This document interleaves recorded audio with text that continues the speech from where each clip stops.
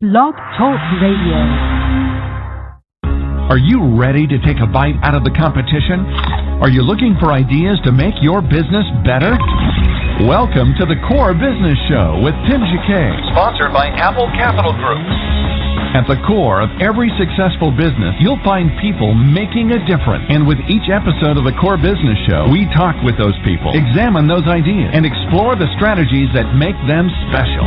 Now, the host of the Core Business Show, Tim Jacquet. Good morning, everybody, and welcome to an edition of the Core Business Show. I'm Tim Jacquet, your host. Today, we're going to talk about selling to the government.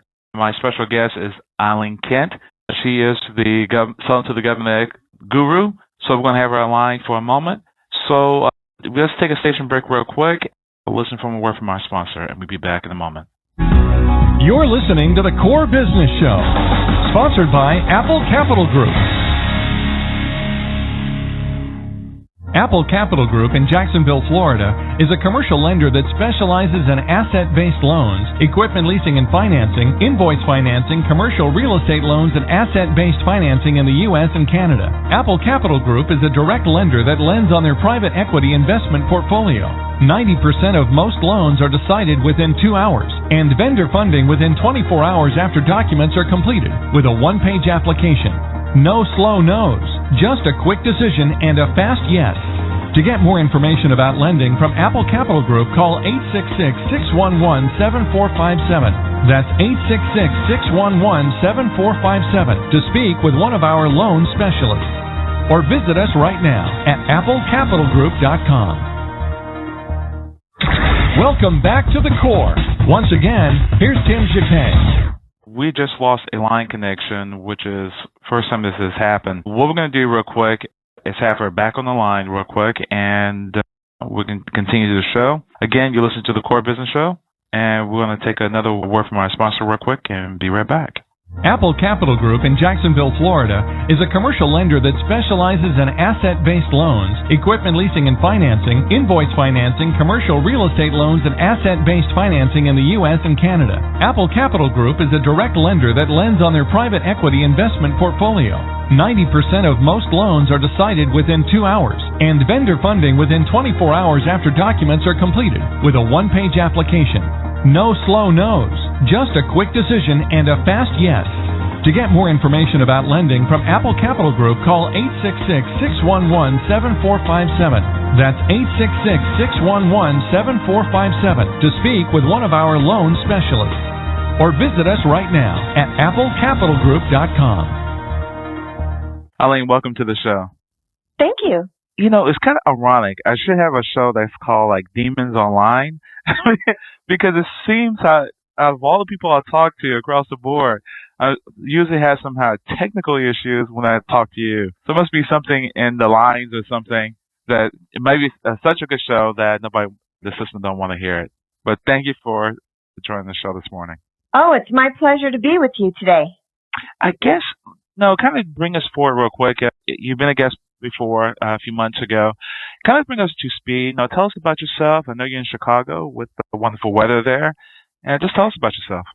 Thank you very much. Well, my name, as you know, is Eileen Kent, and I'm the president of a new woman-owned small business called Custom Keynotes. And you can find me at customkeynotes.com. And basically, my expertise is building and framing out sales action plans for corporations, and my sweet spot is federal sales action plans. And then I can also build it into a training program that is customized for you or your team. So if you need a little help on federal sales and what to go after and what your message is going to be, I can build out a training program for you and your team, or I can just build a sales action plan for you. I can help your team learn how to write proposals and develop content for that one-on-one. My background is I've trained over 10,000 people in the world of federal sales and proposal writing and GSA schedule applications. I used to work with a company called FedMarket.com, but as of April 1st, I broke out on my own, and a lot of companies are now coming to me one-on-one with a customized program that they can afford, because these days with the way the economy is, there are a lot of consultants or salespeople out there helping people with their federal sales one-on-one in terms of charging six figures to do this or large Ooh. percentages of your sales to do so. But what I do is I work one-on-one with your company at a very affordable rate.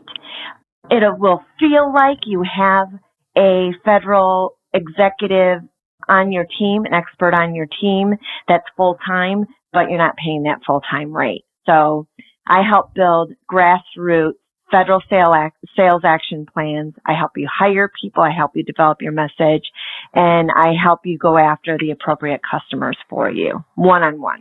So custom keynotes, and you can look me up, Eileen Kent. I'm all over LinkedIn and many of the discussion groups as well. Wow. Well, congratulations on your new business. And thank you. Thank you for coming on. Yeah. Well, we have someone in our court. Is it really difficult to sell to the government? That's such a loaded question because it really depends on the business. It depends on the message, and it depends on what the government needs. If you were, for example, let's say someone who is an expert at blocking hackers from getting into your computer, and the government would find you because they know they need you at this point. Sometimes the government goes to companies and goes directly to them and plucks out some of your expertise and brings them in. But everybody dreams that's going to happen, Tim. But the reality is just like in commercial, you have to have a focused salesperson or focused effort with a detailed message that's focused, with an easy solution to a difficult problem that you can communicate easily, and you have some hurdles to jump over. The biggest hurdle is the incumbent that's already there, that's been solving their problems for the last 10 years and trying to unseat them. So the government's very risk averse. I would say the people on the inside are rather risk averse.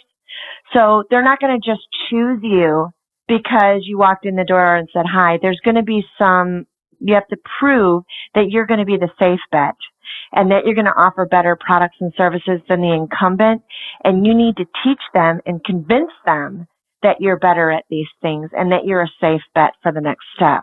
So unseating the incumbent is very difficult. Incumbents typically maintain their customers 80% of the time with the feds. So as we'll talk today, maybe that competitor of yours that's the incumbent might become an old friend, a teaming partner, or what we now call a competitor. And maybe you can add to their team. So those are some things. So is this market difficult to go after? I would say in general, it's tough for a newcomer because there's going to be an investment of time and effort of at least a year. So you need to put in or have a salesperson in there for at least a year. You might uncover a couple small deals, but you're not going to win those million and billion dollar contracts. They're going to try you out with small projects that are under the radar. So a lot of people go to a website called FedBizOps, fbo.gov, and they start searching their business term, let's say furniture or architecture, and they see all this opportunity in their backyard, and then they start writing proposals. Well, those proposal efforts can take 4 to 6 weeks, each proposal, and you're not going to win a federal opportunity just by writing a proposal. Your win rate's going to be 5% per proposal. And that doesn't mean every 20 proposals you're going to get one. You have a 5% win rate each time, which means next to nothing. So It's very difficult if you're trying to write a proposal and respond to something blindly. So it's going to take some sort of focused sales effort, a lot of research on what the government prefers buying and who they're working with, and a sales action plan that makes sense. But then you can't expect your federal sales team members to uncover business overnight. If you do, congratulations, you've won the lottery as far as I'm concerned.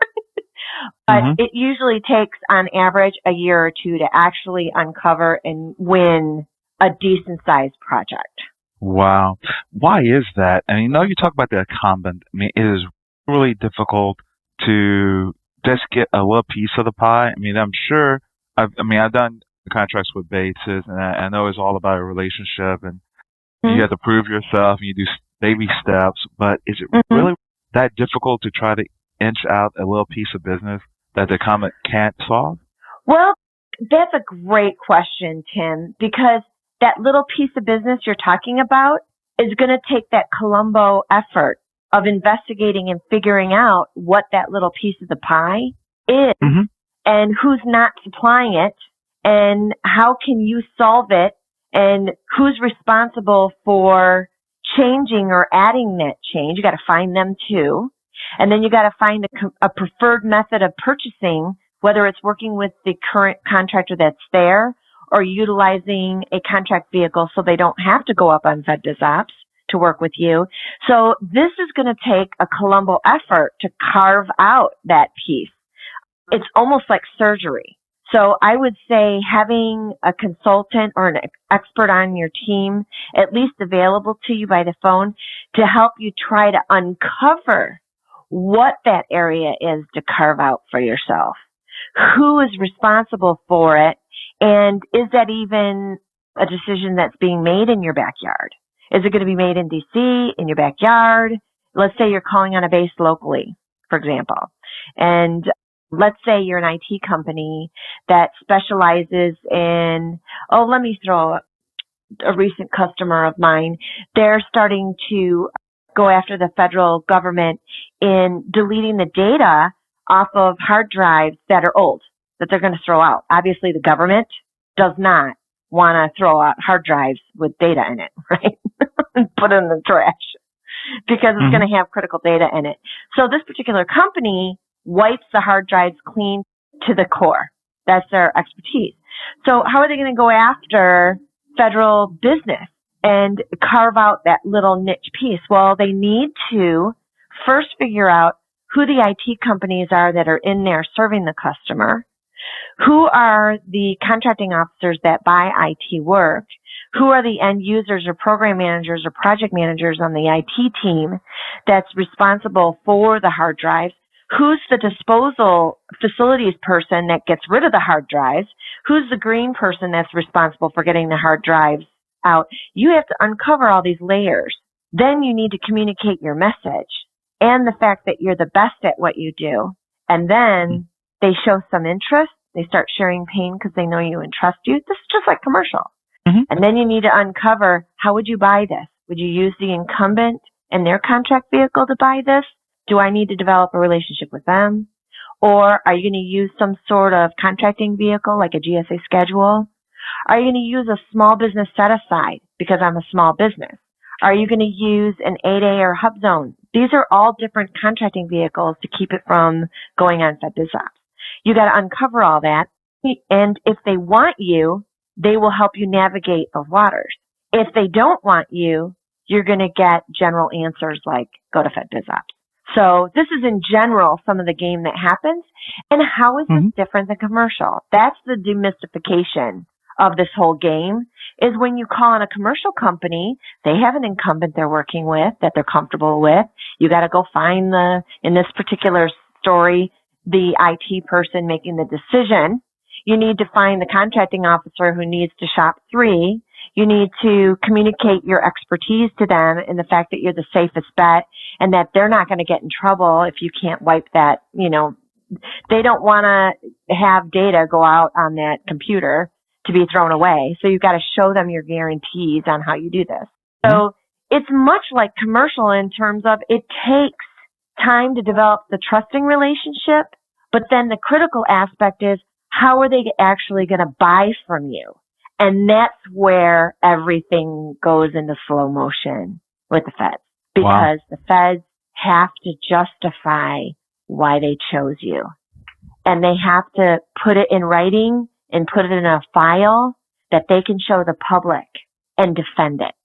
So that's where everything slows down. Where in commercial, they get out a credit card and buy from you. So before we start talking about the different opportunities like GSA schedules and the certifications, is it easier, do you normally just go and say, hey, you're a small business, here's an incumbent. Is it easier to say, on some situations, let's go to a incumbent and see if you can work a deal out first before you actually go that route? I think And if that's a great question. I think, again, unfortunately, the famous answer to almost every question in federal sales is it depends. It depends on what you sell. It depends on the size of your company in some of those little niche market areas, which we'll talk about later. Are you 8A? Are you a service disabled veteran? Are you a woman-owned business? Are you a disadvantaged woman-owned business? Does that incumbent need to meet some of those small business goals? And have they met those small business goals in your niche? So do they need you? The next question is, do you already have a relationship with that base or agency and they want you? And then you go to the large prime and say, I have this piece of business. If I have this piece of business, they're going to pay a lot more attention to me as a small business.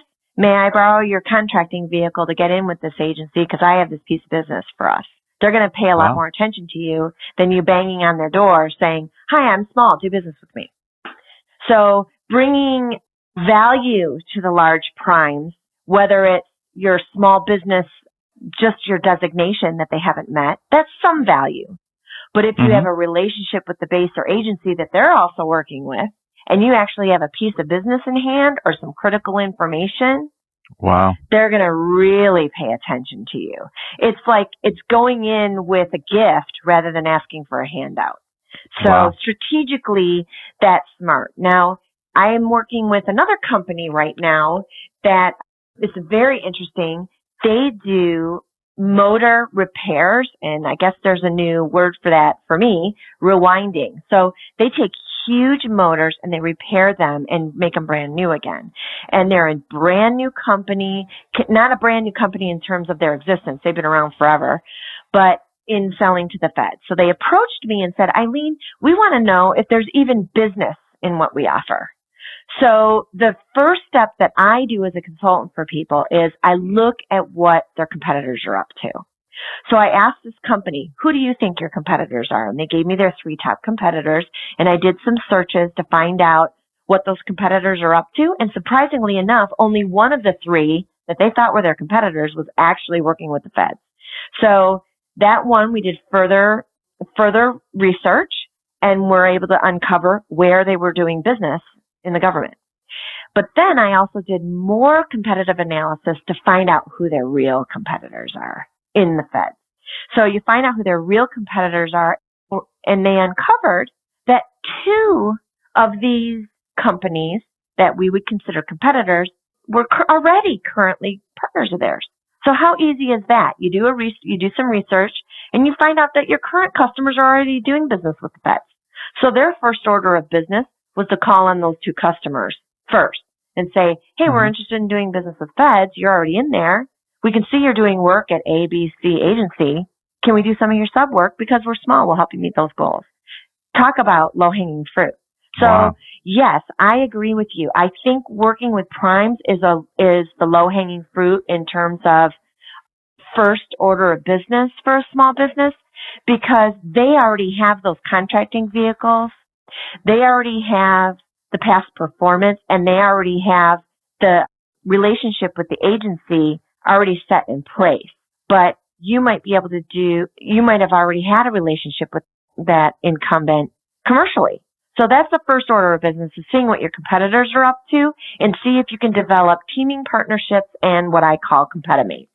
Second order of business is to look at where they're doing business, what agencies, what bases, and I usually take a map of where you're located and I zoom in on local first.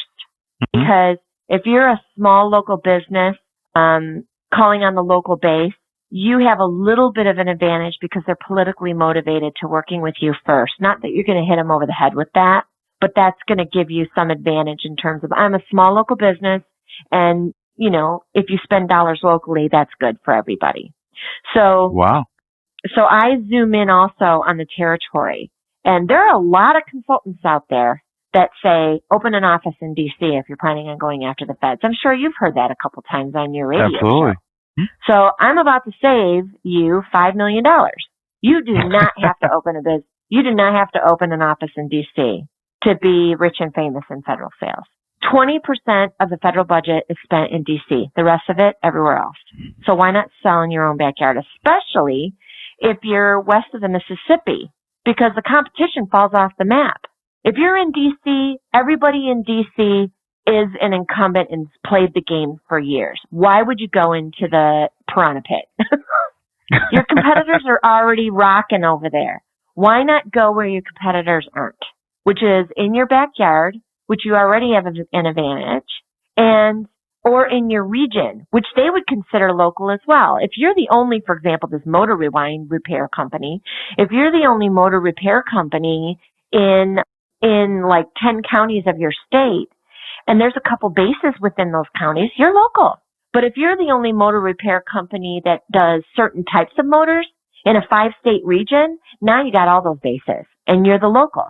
So again, depends. Wow. Tell us the steps of, I know you worked with GSA schedules. Tell our audience about what is a GSA schedule. I'm glad you asked, because I want to just kind of, do you mind if I take a step back and start with what the heck is GSA? Okay, GSA, there's 3 things about GSA that small businesses and large businesses need to understand. First of all, the acronym is General Services Administration. And I'm going to probably take a step even further back on why the heck they were even created. According to the Federal Acquisition Regulation, any purchase over $25,000 needs to be posted at FedBizOps.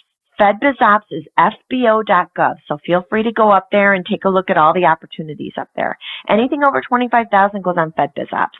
But FedBizOps itself has even reported that it takes up to 269 days, Tim, to award a contract.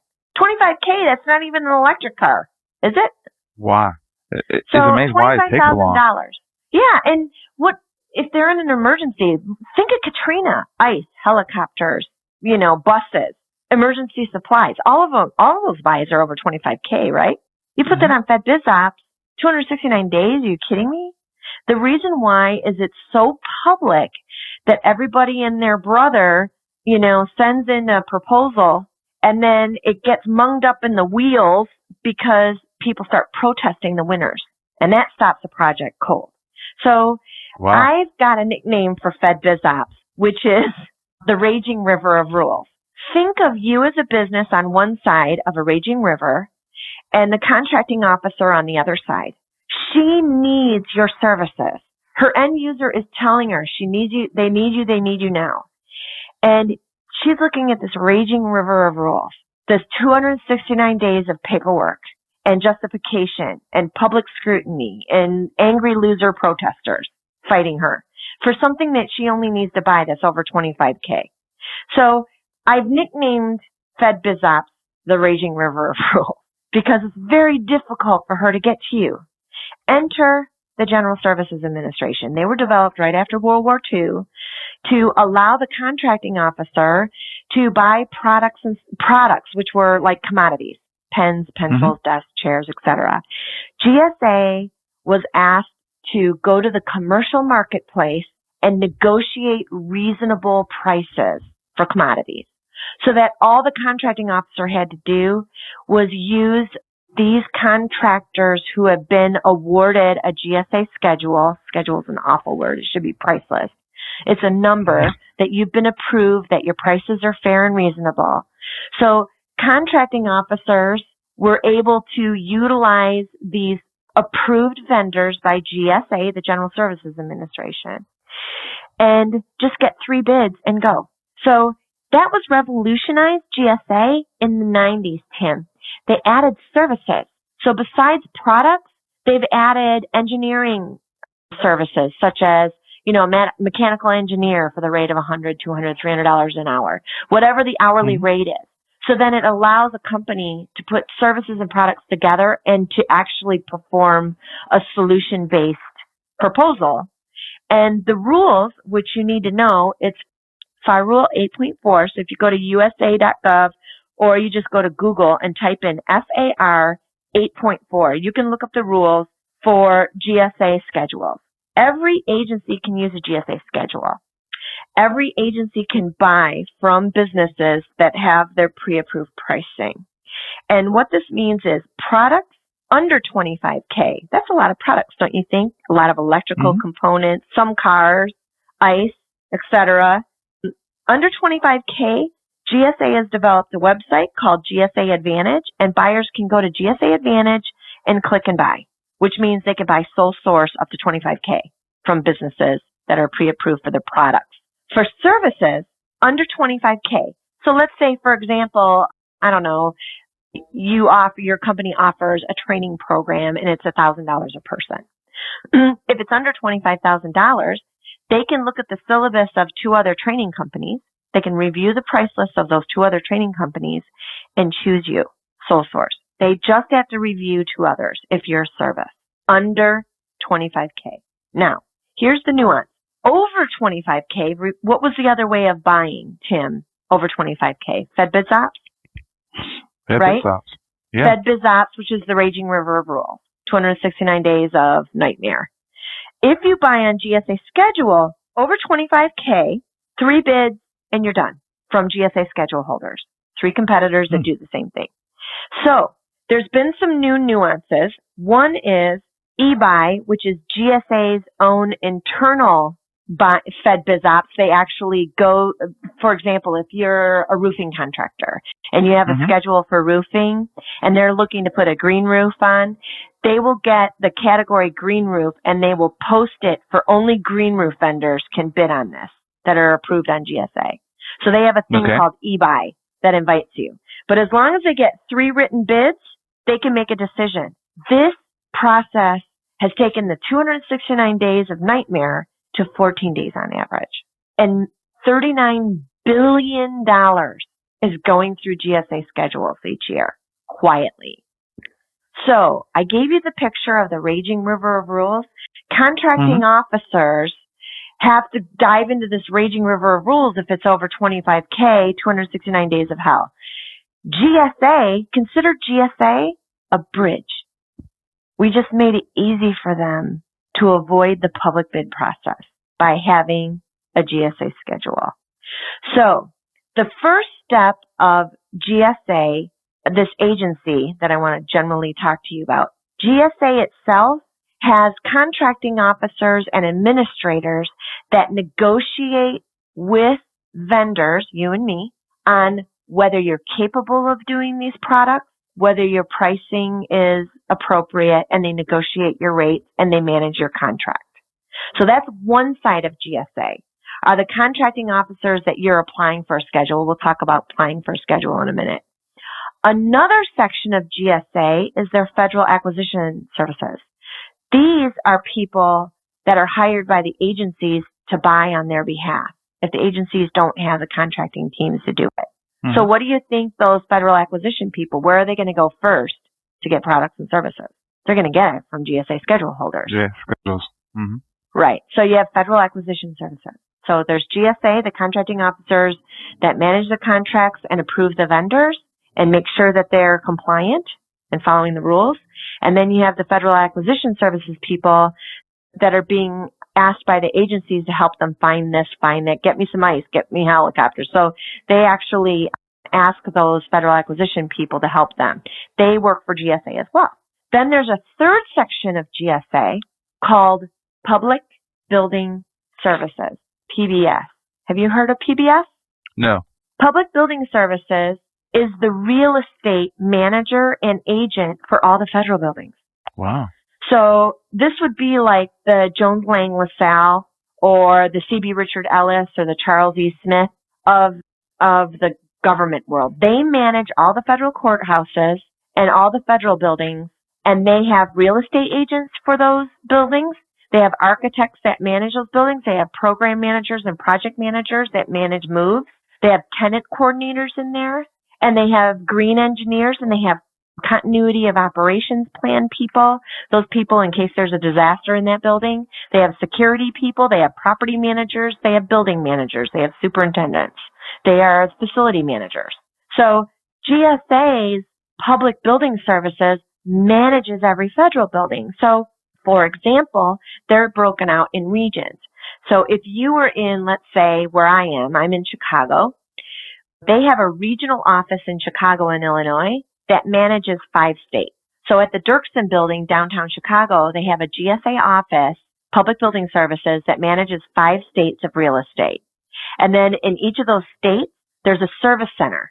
And each of those service centers are property managers and program managers managing the 5 or 6 or 10 buildings in their state and making sure that the people in there are safe and comfortable and moved around. They're managing all the construction projects, and they're managing all of the tenant moves and the green projects in all of the buildings. So GSA also manages all the federal buildings, which is huge opportunity for GSA schedule holders because, of course, Public Building Services are going to lean toward GSA schedules. And one of the shockers that I had selling to the feds nationwide to facilities is Public Building Services does not necessarily use GSA schedules.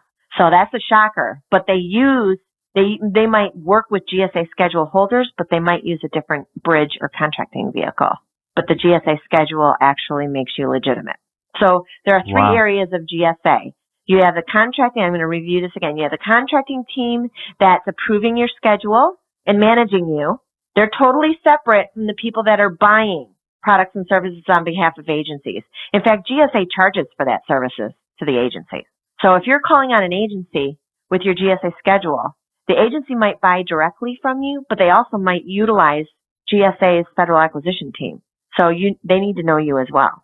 Okay. And then also you have the Public Building Services side of things that it's managing the buildings. So GSA is a big agency, separated out. And it's made of, a great group of people, despite what the news says. GSA is built with wonderful people. I've been calling on them for years. If a person wanted to look at getting on schedule, is it a really difficult process? Great. I'm glad you asked me that question. Great question. Did you want to finish your question? I'm sorry, I interrupted you. No, that's it. Okay.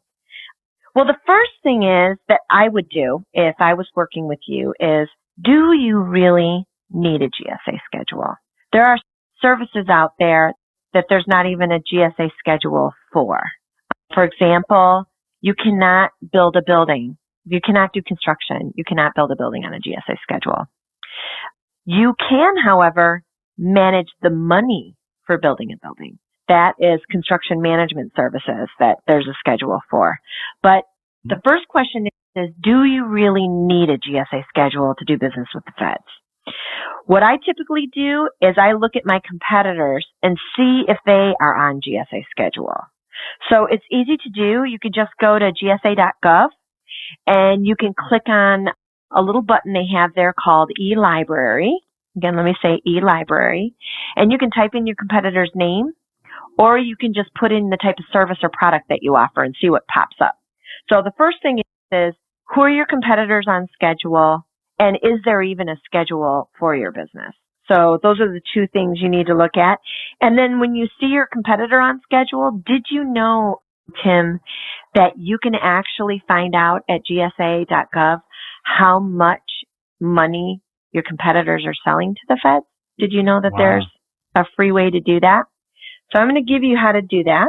If you go to gsa.gov and you go to their little search window in the corner, you type in schedule sales query report. And you can generate reports on GSA contractors and how much they've sold on schedule. Now, there's 11 types of reports, and as a consultant, I can help you decipher that information and uncover it. But you can do it, too, for free. GSA.gov, schedule sales query report. And you can either type in your competitor's name to see what they've sold through their schedule. Now, it can't go down to the component, but you can get some general numbers, which is I think the intelligence is good because if there is a GSA schedule, are people actually selling through it? Quick story. I helped a roofing company over the course of 18 months capture $65 million in federal roofing. Wow. When I first joined them, they had 0 sales on their schedule. Out of the $65 million that we closed, only 2 of it was on schedule. So I want to say something clearly. When you're looking at these numbers, that isn't a final number. That's just a drop in the ocean of what that incumbent is doing. So, the other rest of our, I said 65 million, only 2 was on schedule. The rest of it was through competimates and teaming partners and other contracting vehicles. But a GSA schedule itself establishes you and your pricing as a leader and committed to the government. But at least you can get a general idea of what's being sold in your business through schedules and what your competitors are doing. So I think it's a good idea to do your homework and do that Columbo work, which is to look at what your competitors are up to. Second thing you need to ask yourself is, are your customers asking you if you have a GSA schedule?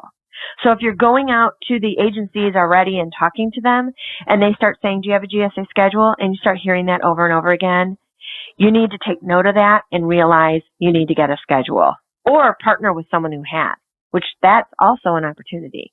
You can borrow someone else's bridge. Did you know that? Wow. You have to pay toll. You have to give them a piece of the business, but you can borrow their bridge.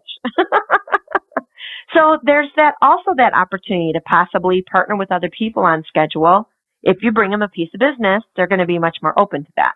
So I would say what's good about having a GSA schedule is it establishes you and your commitment to the government. And it also shows you have what it takes in terms of the appropriate business practices, past performance, financial capabilities, and pricing. It is very difficult these days getting a GSA schedule, and it's getting even more difficult. Tim, have you been seeing in the news lately that GSA is going to be eliminating some contractors off schedule? Have you read anything about that? No. Wow. Yes. Why? Well, remember that first group I was telling you about at GSA, the contracting officers and the specialists that are approving people on schedule and managing the contracts and taking care of the contractors? Remember that group? Well, that group costs money to manage those contracts. And there are about 19,000 companies on GSA schedule right now. So you've got a huge number of people that are managing these contracts. Well, the shocker is half of those vendors, Tim, have sold zero on schedule. So they have these bridges and nobody's using them.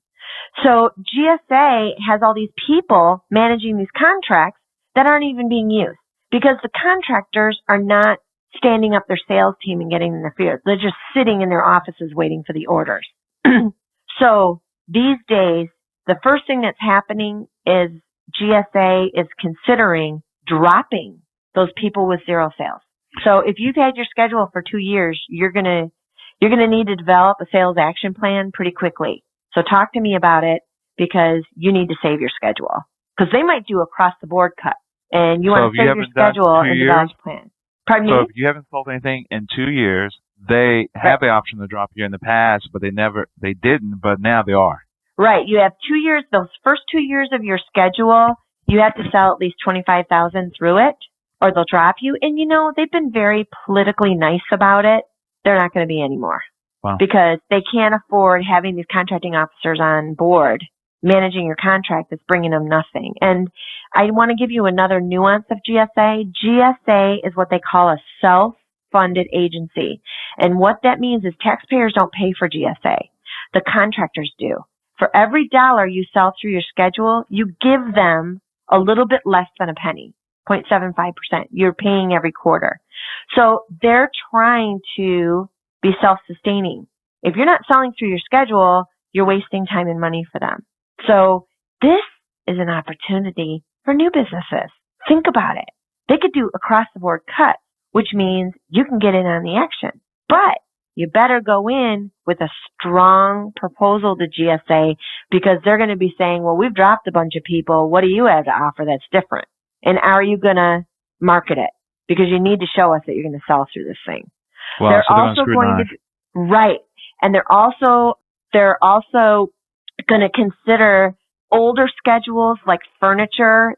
They're going to be extra careful about bringing on new people because they believe it's oversaturated, and they're going to be dropping old schedules that have to do with typewriters, things that are obsolete. They're going to start dropping some of those schedules altogether. I imagine they'll probably consolidate them under others without getting too many people upset. But the first and foremost is challenging the ones that haven't been meeting their sales. I think that's going to be the first. And anybody that is listening to this program that has a schedule and is at risk, I would say build your sales action plan and be ready to defend. Please don't drop me. I would preempt that. Okay. I would. And that's where, again, I could help a company one-on-one to help with that. I have But 3 questions right quick. great. The first question is someone's asking if they haven't sold anything, can they actually sell their schedule? Or do they have to sell their entire business? Oh, would you sell your schedule? I don't think you can hand your schedule to somebody else. If you sold your business to somebody else, your schedule can go with it. But just Okay. to let you know, GSA is, that's when it could trigger a little audit. So, I mean, you're just going to either lose your schedule altogether. Will that hurt your business? Maybe not. It depends. Again, not everybody buys using a GSA schedule, so it might not hurt your business if you lose it. But if this is something you spend a lot of money getting, don't let it fall to the wayside. Try to save it if you can. Okay. Also, there's a question here from a magazine article, and I remember seeing this years ago. About having a GSA schedule, there's a value that perceived to bring your business, even though that you have all this opportunity, it's a lot easier. And I remember years ago that one of the people in the office asked me this. They said they read something that now instantly with a GSA contract brings your company worth $250,000. Is that a true statement? Having a GSA schedule brings you $250,000 to your business? No, not bring it, but actually add value to your business. I don't know. I guess, again, I hate to say it. It probably depends on your business. If there's only 3 of you on schedule, your chances of winning are higher. But if you're on the IT schedule, there's like 5,000 vendors. I guess it depends. I think the big issue is, do you have contracts with the agencies that have actual money? Because this is just a contract vehicle. It's just a bridge. It's not guaranteed business. Okay. Another question is regarding mass schedules. Are there combined schedules? I guess they alluding to the whole paragraph here. I remember hearing something about express schedules, mass schedules. Are there combined schedules or mass express schedules? I think it's 2 questions then. Multiple award schedules that are express. I don't know the content of that question. You could have a teaming partner and bring schedules together to bundle a solution, certainly. There used to be the corporate schedule, which you could bring several together, but they're really trying to put companies under separate schedules. And I know you asked me a question earlier, which I didn't fully answer, so I'm going to hit on this very quickly because I don't want to miss this today, which is obtaining a schedule. You have 3 choices, actually 4. You could do it yourself, or, which is very painful, will probably take you 6 months to a year to actually try to fill out the paperwork yourself. There is a free service called the Procurement Technical Assistance Center, PTAC. You can go to Google and type in PTAC and look up your local PTAC. They are funded by your state and DOD, and some of them are pretty good at filling out schedules, but again, they're a free service and they're working with a lot of different companies. So you having a government grantee help you with your schedule, I don't know, but it is a free service. So just want to let you know that's out there. You could attend a class or a workshop, which many consultants offer. So you could actually be filling it out yourself with experts over your shoulder. I recommend that because then you're involved in it and you know all about it, which I think is a good idea. Or best case scenario, if you have $10,000 to $50,000 available and you don't have a resource, get a consultant to do it for you. They'll do all the negotiating and everything for you, and they'll fill out the paperwork. Of course, you're going to have homework. You're going to have to give them your past performance. You're going to have to give them your financials, and they'll package it together, and they'll negotiate your GSA schedule. You still have to do homework because they won't know. They can't do it by osmosis. You have to answer some questions. But they will be able to negotiate it, and they have relationships at the GSA area, which can make things go a little bit smoother. Obtaining a schedule, there's way too many steps for me to discuss here, but I'm just going to go over a couple generals for you, Tim. You need to have 2 to 3 years of experience and financials and prove it. It depends on the schedule that you're going after, whether it's 2 or 3. You must have some past performance stories. You must prove if you're selling products, the country of origin. Obviously, they don't want anything from China. Letters of supply from your manufacturer that says, yes, you can sell this on schedule. You're going to need to have proved price lists and invoices. Invoices specifically if you're selling services. They need to see your hourly rates through invoices. Okay. You need to be on central contractor registration, ORCA. You need to have a DUNS number. You need to have NAICS codes, which are North American Industry Classification codes. You need to prove that you're small or large.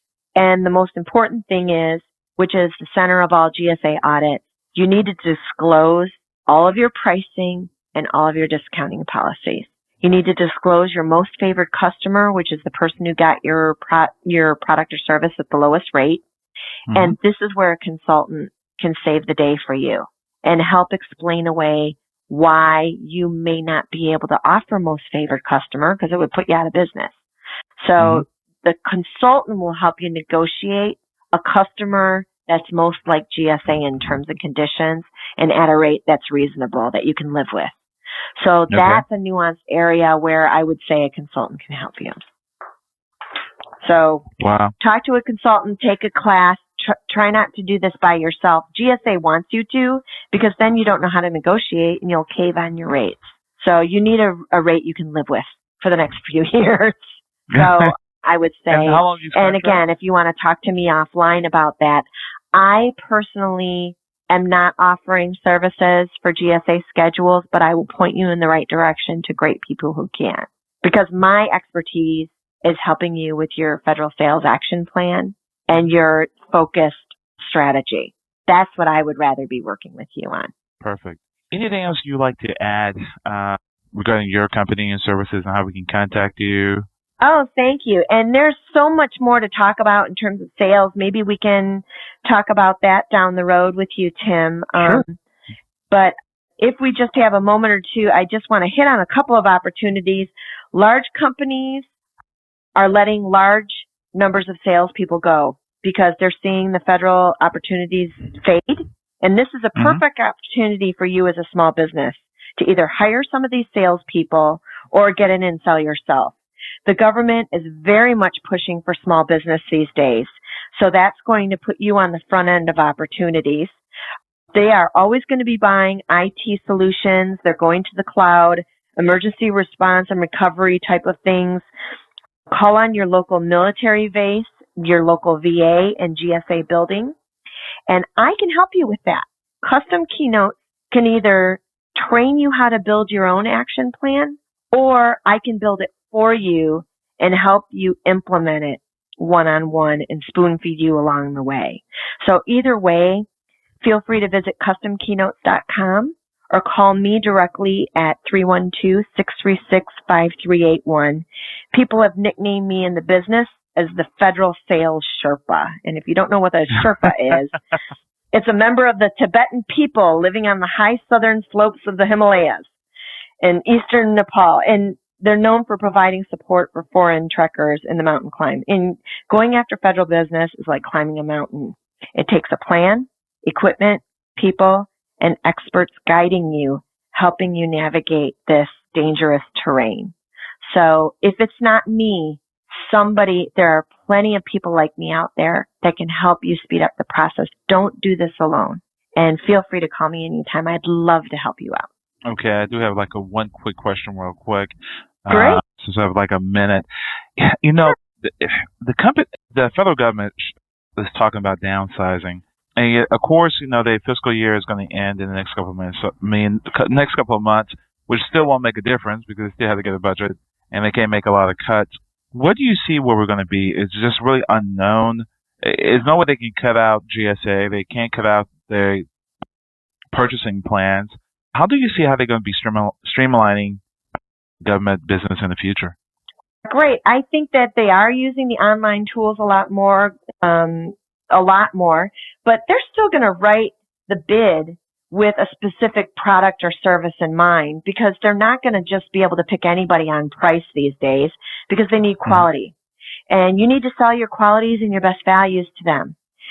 Yes, the government is going to be buying probably 10 to 15% less than they did in the past, but we're talking going from trillions to billions, okay? Every second, the government is buying $2.5 million. That's a year for you and me of business. So if you can capture 1 second of their buying attention, you're going to be fine. So don't let the news freak you out. A focused sales action plan with a relationship with a customer who needs your products and services, your niche product and service, there is always opportunity with the feds. They have to spend their budget each year. So it's up to you to be Columbo to find that little niche area and be the best at what you do. And that's where people like you, Tim, and I can help them. Fair enough. I'm going to have to bring it back next month because we're in the last 2 months of the fiscal year. Maybe we can advise businesses what they need to do in these final 60 days of the government fiscal year. Well, that would be great. Thank you. Thank you for coming on the show again. I really appreciate it. My pleasure, Tim. Thank you, and look forward to chatting with you again soon. Thank you. Take care. Bye-bye. Bye-bye. Again, it's been another production of the Core Business Show. It's Tim Jacquet, your host. You can download this episode on iTunes on Blog Talk Radio. Thank you for listening, and take care. Thank you for listening to the Core Business Show with Tim Jacquet. For a free quote on equipment leasing and financing, visit our website, applecapitalgroup.com. That's applecapitalgroup.com. And fill out the information to receive your free quote. We hope you'll join us for our next episode. And remember, you can always get to the core via iTunes. You'll find all our previous episodes there. Thanks again for listening to the Core Business Show with Tim Jacquet.